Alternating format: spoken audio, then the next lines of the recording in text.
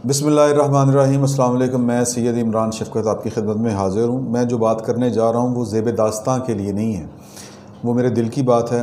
और दिल की बात ये है कि कल जब शहबाज शरीफ की गिरफ़्तारी हुई लाहौर हाई कोर्ट में, वहाँ पे जो नारे लगे वो इमरान ख़ान की हुकूमत के ख़िलाफ़ नहीं लगे थे, वो किसी और के ख़िलाफ़ लगे थे। और यही जो नारे थे, जो मैंने सोशल मीडिया पे उनके जो क्लिप्स अपलोड किए गए थे, वो मैंने अपने कानों से सुने, आपने भी सुने होंगे।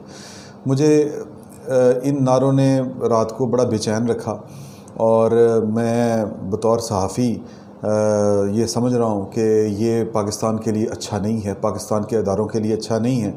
मामला जिस सिमत में जा रहे हैं उस सिमत में ये अगर आगे बढ़ गए तो ये पाकिस्तान के लिए ज़हर कातिल होंगे। आपको मालूम होगा कि इस वक्त जो इस्लामी दुनिया है उसमें पाकिस्तान तुर्की के बाद वो वाहिद मुल्क है। तुर्की का हाउस इन ऑर्डर है, ये बात ज़हन में रखें।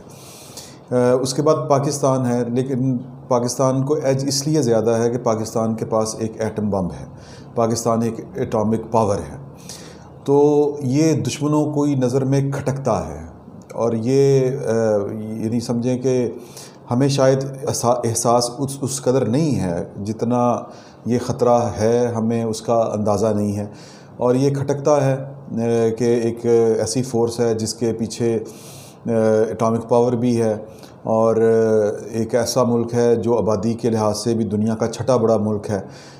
इस मुल्क को संभालना और इस मुल्क को यानी कि कहीं डी ट्रैक ना हो जाए आलमी अमन के हवाले से, तो जो इंटरनेशनल क़ुव्वतें हैं ज़ाहिर है वो उनका अपना एजेंडा है और उनको पाकिस्तान की जो एटमी ताकत है वो इस हवाले से नहीं अच्छी लगती कि एक ये कि पाकिस्तान का नाम इस्लामी जमहूरिया पाकिस्तान है, एक इस्लामी तशख़्ख़ुस वाला मुल्क और एक 22 करोड़ अवाम वाला मुल्क और फिर एक दुनिया की बेहतरीन आर्मी वाला मुल्क। तो पाकिस्तान की आर्मी दुश्मन की नज़र में खटकती है।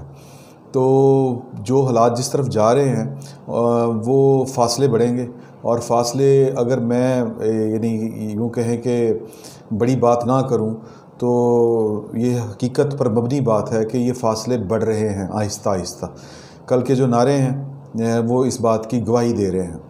और फिर जो जिस तरह करके पाकिस्तान की पॉलिटिकल पार्टीज़ ने रिएक्शन देना शुरू किया है, मैं समझता हूँ कि वो हक बजानिब हैं। पाकिस्तान की वो सियासी जमातें जो इस वक्त नैरेटिव लेके चल रही हैं, पाकिस्तान के जो सियासतदान हैं उन्होंने पाकिस्तान की जो फ़ौज है इसकी इज़्ज़त के लिए कह लें, बेसिकली पाकिस्तान के लिए, अगर क्योंकि पाकिस्तान की फ़ौज के ऊपर उंगली उठेगी तो लोग जो हैं वो पाकिस्तान के ख़िलाफ़ बात करेंगे, पाकिस्तान की सालमियत पे बात करेंगे।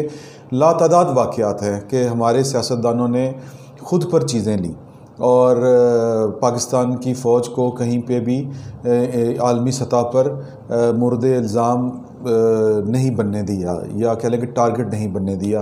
कारगिल का वाक़या, फिर 1965 में जो हम पर इल्ज़ाम था, हालांकि वो एग्रेशन जो था वो इंडिया की तरफ से हुआ था, हमारे ईस्टर्न बॉर्डर पर हमला जो हुआ। आप ये सारी जो 4-5 किस्तें बनाई हैं देखो सुनो जानों वालों ने, वो देख लें, आपको अंदाज़ा हो जाएगा कि 65 की जो जंग थी उसके पीछे असल मकसद क्या था। और इंटरनेशनल जो आलमी क़ुव्वत हैं वो उस वक्त पाकिस्तान के बारे में क्या सोच रही थी, दूसरे अल्फाज में वो पाकिस्तान को इसका ज़िम्मेदार समझ रही थी, क्योंकि अयूब खान साहब ने कश्मीर में एक ऑपरेशन शुरू कर दिया था जब्राल्टर के नाम से, तो इंडिया ने उसके रिएक्शन में ये वाला काम किया था।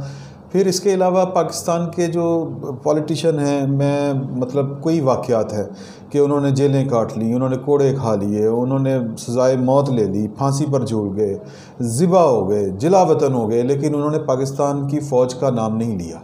फ़ौज का नाम इसलिए नहीं लिया कि उनके ख़्याल में ये काम चंद ताले आज़मा जर्नैलों का होता है, लेकिन पूरी फ़ौज जो है वो बदनाम होती है। हमारे नज़दीक जो है, अवाम के नज़दीक वो फ़ौज वो है जो पाकिस्तान का दिफा कर रही है इस वक्त।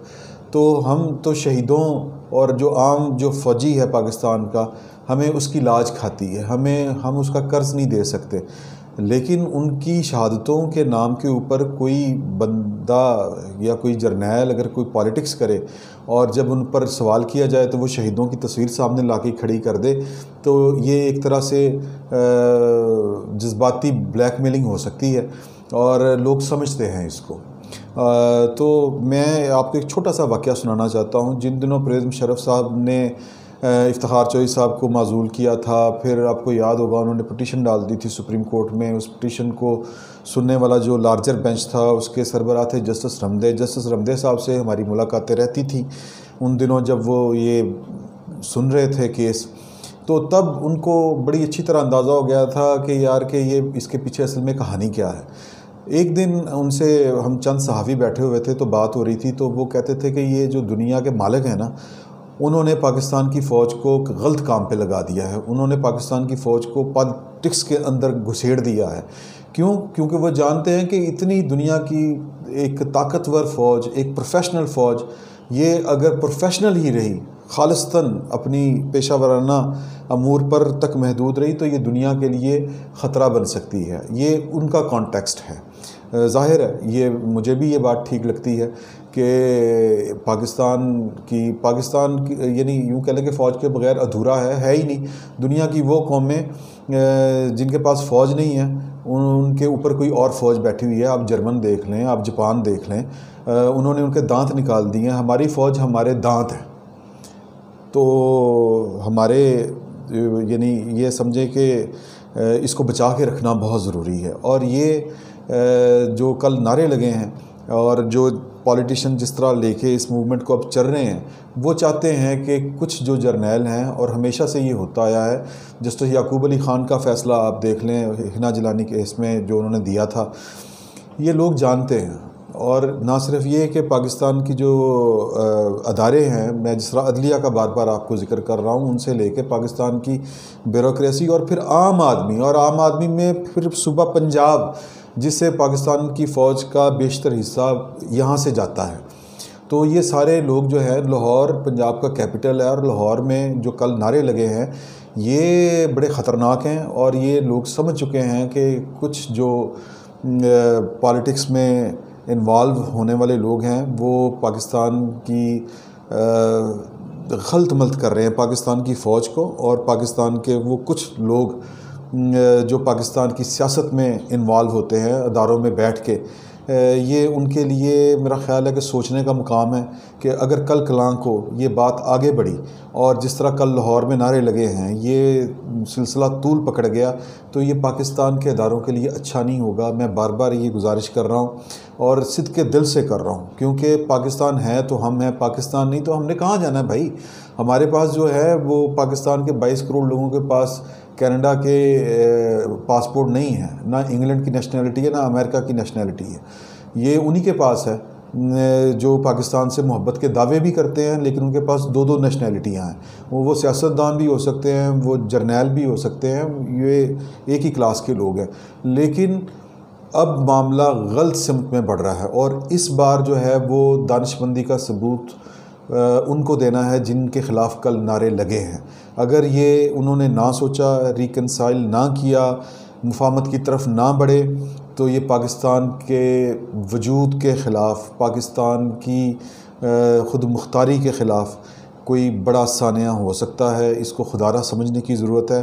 جو لوگ یہ اسیس کرتے ہیں، جن کی اسیسمنٹ ہے کہ پاکستان کو کسی طرف سے کوئی تھریٹ نہیں، ایران سے کوئی نہیں، افغانستان سے کوئی نہیں، انڈیا سے کوئی نہیں ہے، یہ وہ غلط فہمی کا شکار ہیں۔ کیونکہ وہ جب ہم بات کرتے ہیں یعنی پاکستان کی سیکیورٹی اسٹیبلشمنٹ سے وابستہ لوگوں سے، جب ہم اپنا یہ کنسرن شو کرتے ہیں تو وہ کہتے ہیں کہ جی کہ ان کی جو اسیسمنٹ ہے وہ یہ ہے کہ اب جو یہ ہمارا ایسٹرن بارڈر ہے جہاں پہ انڈیا ہمارے ساتھ لگتا ہے، ان کو پاکستان سے لینا دینا کوئی نہیں، انہوں نے لاہور پہ کوئی قبضہ نہیں کرنا۔ تو خدارہ اس طرح کی سوچ جو ہے وہ بڑی غلط ہے۔ دشمن ہوتا ہے، اور اس نے صرف ہم اس کا تھریٹ صرف آزاد کشمیر تک سمجھتے ہیں، یہ میرا خیال ہے بڑی غلط فہمی ہے۔ کیونکہ مودی یا آپ جو بھی، مودی تو خیر ایک سمبل بن گیا ہے، آپ کسی کی بھی ہسٹری اٹھا کے دیکھ لیں، انڈین گورنمنٹس کی، انڈین اسٹیبلشمنٹ کی، انڈین فوج کی، وہ ان کا ایک چیز پر اتفاق ہے، ایک کہ کشمیر ہمارا ہے اور جو پاکستان کے پاس ہے وہ بھی ہمارا ہے، وہ ہم نے واپس لینا ہے۔ اور یہ کہ پاکستان کے وجود کو تو کبھی انہوں نے تسلیم ہی نہیں کیا شروع سے لے کے آخر تک، اور وہ کہتے تھے کہ انہوں نے بالآخر ہمارے پاس ہی آنا ہے یا ہم نے ان پہ قبضہ کر لینا ہے۔ تو کل کو اگر پاکستان کے اندر ایک سیاسی تحریک، جو میں بار بار کہہ رہا ہوں کہ پاکستان کے جو پولیٹیشین ہیں جنہوں نے اے پی سی کی ہے وہ درست سمجھتے ہیں، اور انہوں نے جو پاکستان کا جو مرض ڈکلیئر کیا ہے، میں سمجھتا ہوں کہ وہ درست ہے۔ پاکستان کے وہ ادارے جن کو دستور نے سیاست میں حصہ لینے سے روکا ہوا ہے، جو انڈر اوتھ ہیں کہ ہم سیاست میں حصہ نہیں لیں گے، ان کو پاکستان کی سیاست میں کوئی رول پلے نہیں کرنا چاہیے۔ لیکن 70 سال سے یہی ہوتا چلا آ رہا ہے، انف از انف۔ تو اب جو دانش مندی کا ثبوت ہے، سیاستدانوں نے جتنی قربانیاں دینی تھیں وہ دے چکے ہیں، اب اس سے زیادہ اور کیا ہو سکتا ہے؟ آپ گرفتاریاں بھی شروع کر چکے ہیں، مولانا فضل الرحمان کو بھی گرفتار کریں گے، اس سے کام مزید خراب ہوگا۔ اور کل کلاں کو پاکستان میں یہ تحریک زور پکڑ گئی، اور پاکستان کی سڑکوں، لاہور کی سڑکوں، پنجاب کے شہروں میں اگر اس تحریک میں نعرے ان کے خلاف لگے جن کو پاکستان کے دستور نے تحفظ دیا ہوا ہے اور قسم دی ہوئی ہے، انہوں نے قسم اٹھائی ہوئی ہے کہ ہم سیاست میں حصہ نہیں لیں گے، تو پھر دشمن فائدہ اٹھائے گا ہمارے اندر کی انارکی کا، ہمارے اندر کی خرابیوں کا۔